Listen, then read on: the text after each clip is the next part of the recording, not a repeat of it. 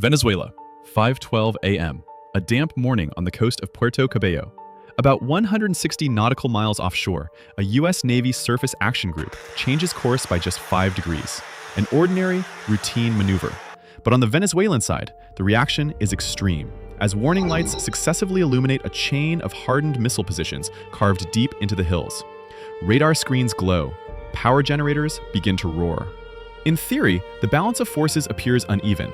Rusting coastal missile batteries facing a multi-layered American shield valued at tens of billions of dollars.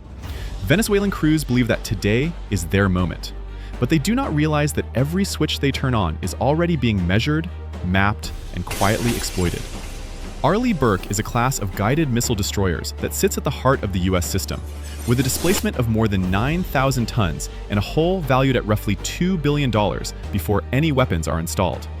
On its decks are more than 90 vertical launch system (VLS) cells, ready to fire, SM-2 and SM-6 interceptors for air defense missions, Tomahawk cruise missiles capable of striking targets over 1,000 miles away, long before an enemy ever sees the ship, and RUM-139 ASROC anti-submarine rockets. The ship does not need to threaten anyone. It simply exists like a chess grandmaster who has already envisioned every future move, rendering the opponent's plans meaningless. Alongside it, the AN-SPY 1D Aegis radar does more than merely observe. It interprets the entire battle space, distinguishing missiles from seabirds and tracking targets at nearly 200 miles, far beyond visual or radar range, while sharing real-time data across the entire U.S. combat network. Venezuela's radars must emit actively to detect anything. Meanwhile, the U.S. system can sit back and listen, transforming raw signals into comprehensive battlespace awareness. In the air, FA-18EF Super Hornet fighters patrol at distances beyond the reach of most coastal missiles, their AESA radars functioning like patient sentinels, while an E-2D Advanced Hawkeye flies high like the conductor of the aerial picture, extending detection ranges to nearly 600 kilometers and weaving every piece of information into the decision-making cycle. Beneath the waves, a U.S. Navy nuclear-powered attack submarine glides silently.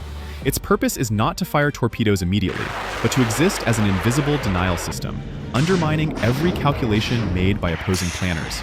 The mere possibility of its presence is enough to collapse confidence in coastal defense, making Venezuela's fixed launch batteries appear like static museum exhibits when faced with a dynamic, unseen hunter. The strategic embarrassment is clearly revealed through cost asymmetry.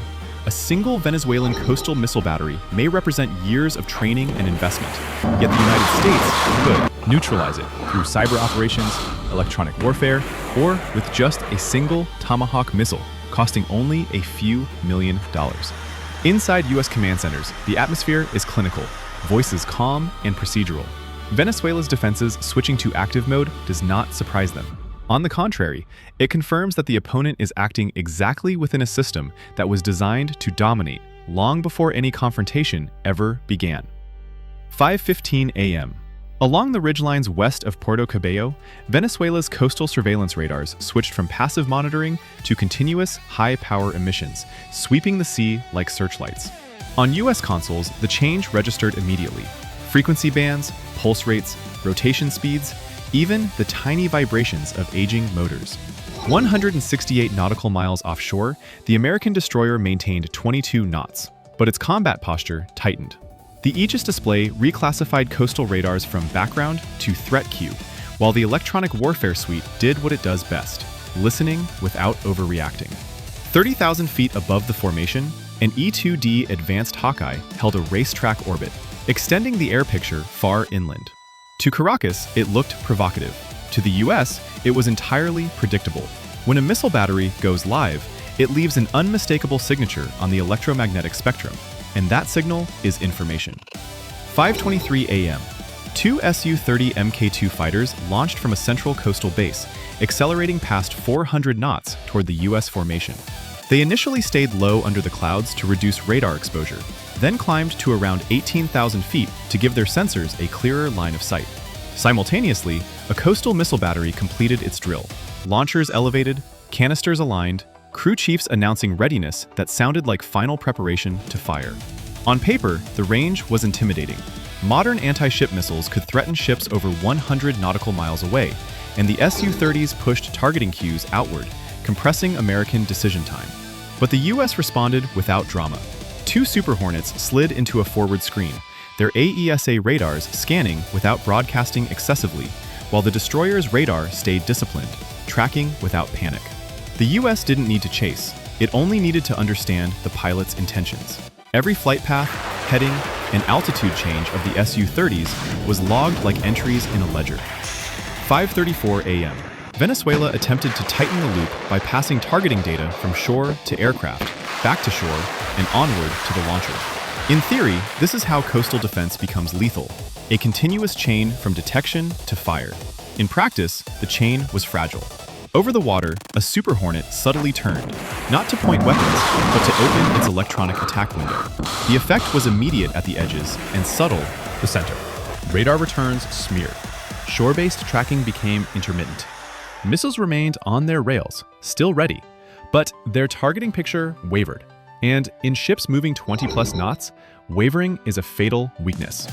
The US escalated pressure without firing. The destroyer sent an MH-60R helicopter 40 nautical miles ahead of the formation, flying low and fast over the sea. Its mission was not attack, but forward sensing, feeding live maritime tracks back into the Aegis network. Simultaneously, the E-2D adjusted altitude to improve radar geometry over land, refining coastal radar locations to within seconds and meters. To Venezuela, the helicopter appeared exposed. To the US, it was bait, protected by invisible layers. The formation had created its own control chain without closing distance. If a missile battery attempted to lock, that signal would become a beacon. 5:41 a.m. Coastal operators, seeing degraded signals, tried to compensate by increasing power and narrowing beams. Signals sharpened, focused. But to the US, this was confirmation, not escalation. Aegis threat logic now counted seconds.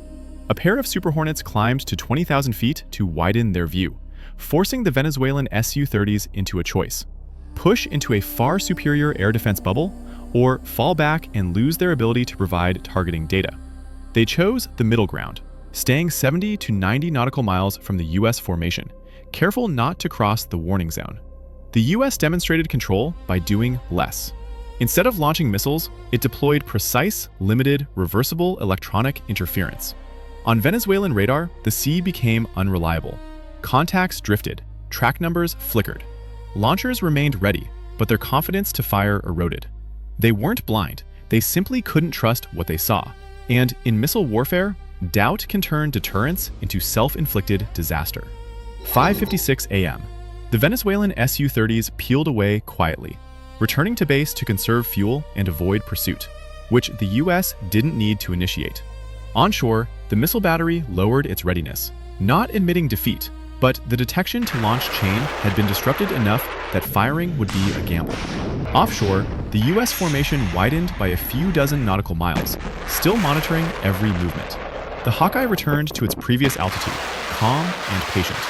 Beneath the surface, the American submarine continued quietly gathering final data: shutdown sequences, communication patterns, and behavioral signatures of a force realizing, without a single shot fired, that going live also means exposing everything. By mid-morning, the standoff off Venezuela's northern coast dissolves quietly. Coastal missile batteries, about 30 systems with ranges of 100 to 150 nautical miles, return to standby. Caracas calls it routine readiness exercises, carefully avoiding any admission of pressure. On the surface, nothing happened. Strategically, everything did. Every radar ping, every data link between Su-30 fighters and shore batteries is recorded by the US Navy. An Arleigh Burke-class destroyer, 9,000 plus tons, valued at $2 billion before a single missile, watches silently with 90 VLS cells loaded with SM-2, SM-6 interceptors, Tomahawks, and ASROC. FA-18EF Super Hornets patrol outside Venezuelan missile ranges, while an E-2D Advanced Hawkeye extends surveillance nearly 400 miles inland, deep into the mainland. No shots fired, yet the US collects a priceless intelligence picture: radar frequencies, reaction times, command behaviors, coordination gaps. Cost-benefit favors the US massively. Maintaining Venezuela's coastal batteries is expensive and politically risky. US forces, already deployed for presence, adjust course, extend patrols, and operate electronic systems. Minimal extra cost, maximal strategic gain. Caracas expends resources just to appear assertive. Most striking, nothing else happens. No exclusion zone, no strike, no escalation. The U.S. posture communicates calm control. Su-30s peel back, missile crews relax, and the region resumes normal operations. In modern deterrence, the loudest systems aren't the strongest.